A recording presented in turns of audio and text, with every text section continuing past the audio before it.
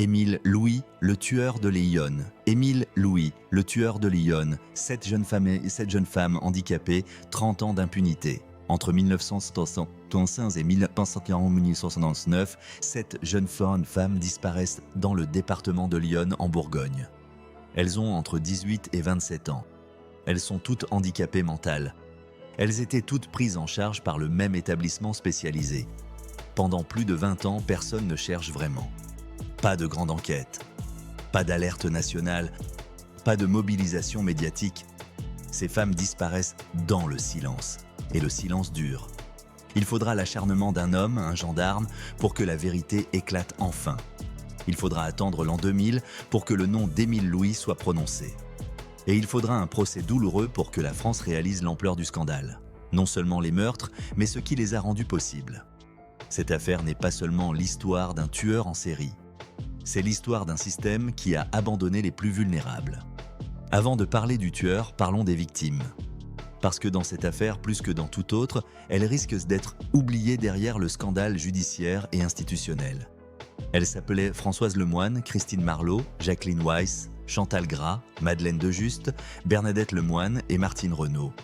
7 jeunes femmes entre 18 et 22 ans, toutes prises en charge par l'Institut médico-éducatif de Bourges, dans Lyon. Toutes avaient une déficience mentale légère à modérée. Toutes étaient vulnérables. Toutes dépendaient des adultes autour d'elles pour leur sécurité. Elles disparaissent entre 1975 et 1979, l'une après l'autre, dans des circonstances floues, sans qu'aucun lien ne soit officiellement établi entre leurs disparitions. À l'époque, les familles signalent les disparitions. Elles cherchent, elles alertent, mais les réponses institutionnelles sont minimes. Ces jeunes femmes handicapées, dont certaines étaient considérées comme fugueuses ou instables, ne génèrent pas la mobilisation qu'auraient pu susciter d'autres profils de victimes. 20 ans après, cette indifférence sera au cœur du scandale. Émile Louis naît en 1934. Il est mis à l'assistance publique quelques jours après sa naissance. Il est adopté dans une famille d'accueil. Le père est maçon et fossoyeur et la mère autoritaire et froide. En 1944, après la guerre et pendant l'épuration, ses sœurs sont tondues, ce qui le traumatise durablement. C'est un élève moyen. Adolescent, il séjourne dans un centre de délinquance en Saône-et-Loire. Il y est violé par un éducateur. À 18 ans, il s'engage dans la Légion étrangère et fait la guerre d'Indochine pendant 2 ans, où il est affecté au transport des blessés et des tués vers la base arrière. En 1954, il épousera Chantal Delagneau qui dira de lui qu'il a 2 personnalités. C'est un homme gentil et attentionné et il est aussi méchant et cruel. Ils divorceront en 1978. Il vivra ensuite avec Gilberte Binoche, le Mémorel, qui sera porté disparu. Les psychologues diront de lui qu'il a 2 visages. En public, c'est un homme sans tache, un enfant de cœur, un bon père de famille.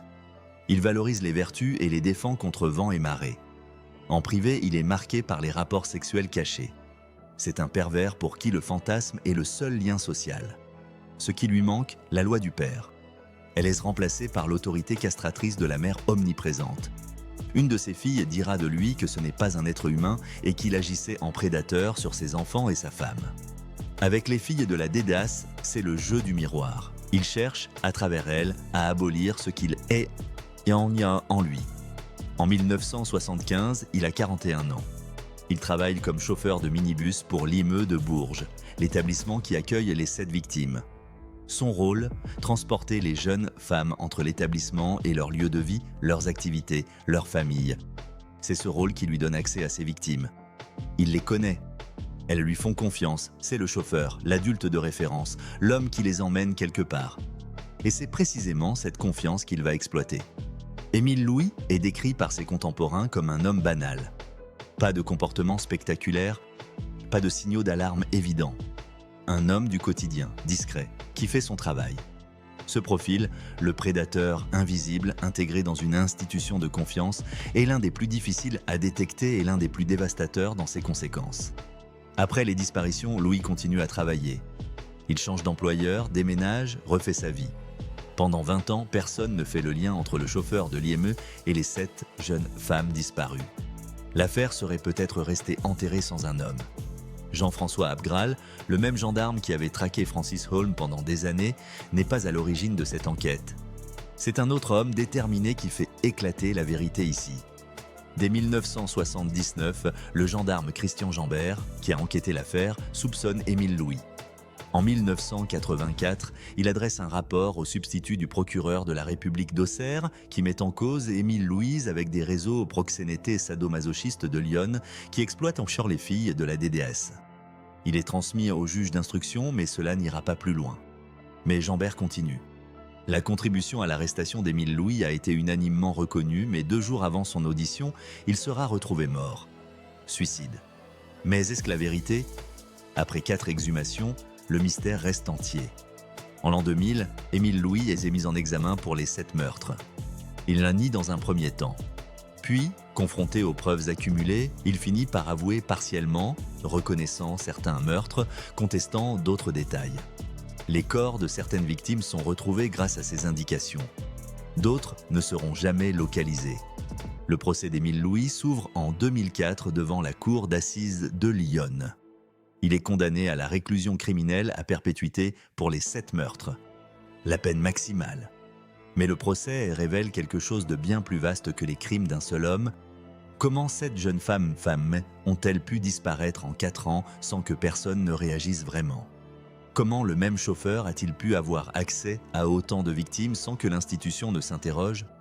Pourquoi les familles qui alertaient n'étaient-elles pas entendues? Les réponses sont accablantes. L'IME de Bourges fonctionnait dans une opacité institutionnelle qui permettait les abus. La vulnérabilité des pensionnaires, leur handicap, leur dépendance, leur difficulté à s'exprimer étaient connues mais pas protégées. Et la stigmatisation des personnes handicapées mentales faisait que leur disparition n'était pas traitée avec la même urgence que celle d'autres victimes. Plusieurs responsables de l'établissement sont mis en cause. Des questions sont posées sur d'éventuelles complicités ou sur une négligence qui frôle la faute grave. L'affaire Émile Louis devient le symbole douloureux d'une double injustice. Celle des meurtres et celle de l'indifférence institutionnelle qui les a permis. 7 jeunes femmes disparaissent en 4 ans. Même établissement, même chauffeur. Et pendant 20 ans, personne ne fait le lien. Pas parce que les preuves manquaient, mais parce que ces femmes étaient handicapées. Et que leur disparition, pour certains, ne méritait pas une grande enquête. L'affaire Émile Louis a été jugée. La peine l'a été prononcée. Mais plusieurs questions restent ouvertes. La première, y a-t-il eu d'autres victimes? Les enquêteurs ont exploré cette piste sérieusement. Émile Louis a été suspecté dans d'autres disparitions non résolues de la région. Certains investigateurs pensent que le chiffre réel de ces victimes dépasse les 7 cas jugés. Louis lui-même a entretenu le flou, avouant partiellement, se contredisant, gardant certains secrets. La deuxième, qui savait quoi et depuis quand? La question des éventuelles complicités ou des négligences institutionnelles délibérées n'a jamais été totalement résolue. Des voix se sont élevées pour dire que certains professionnels de l'IME ne pouvaient pas ignorer certaines choses. Cause. Ces accusations n'ont pas abouti à des condamnations, mais elles n'ont pas non plus été totalement dissipées. La troisième, qu'est-ce que cette affaire dit de notre traitement des personnes vulnérables? Le procès a mis en lumière le fait que les personnes handicapées mentales étaient et restent dans une certaine mesure des victimes invisibles. Leurs témoignages sont moins crus. Leur disparition moins médiatisée, leur protection moins assurée. Des réformes ont été engagées dans la prise en charge des personnes vulnérables en institution depuis le procès. Mais des associations de défense des droits des personnes handicapées continuent à pointer des insuffisances. Après le procès, des associations ont posé la question qui dérange. Si ces 7 jeunes femmes n'avaient pas été handicapées, est-ce que la France aurait attendu 20 ans avant de chercher vraiment? La réponse implicite de beaucoup d'observateurs était non. Et c'est peut-être la vérité la plus douloureuse de toute cette affaire. Émile Louis est mort en prison en 2013, la même année que Richard Ramirez, à l'autre bout du monde. Il avait 69 ans. Il n'avait jamais vraiment parlé, jamais livré toute la vérité sur ses actes. Les familles des 7 victimes ont attendu des décennies pour obtenir une condamnation. Certaines n'ont jamais récupéré le corps de leur fille. Certaines questions ne trouveront jamais de réponse. Ce que l'affaire Émile Louis nous laisse, au-delà de la chronique criminelle, c'est un devoir de mémoire particulier. François, Christine, Jacqueline, Chantal, Madeleine, Bernadette et Martine 7 prénoms. 7 femmes qui méritaient d'être protégées. 7 femmes dont la vulnérabilité aurait dû appeler plus de vigilance, pas moins. L'indifférence tue autant que les armes. Parfois, elle tue d'abord. Si vous pensez que ces histoires méritent d'être racontées et que ces victimes méritent d'être nommées, abonnez-vous. On continuera à les raconter.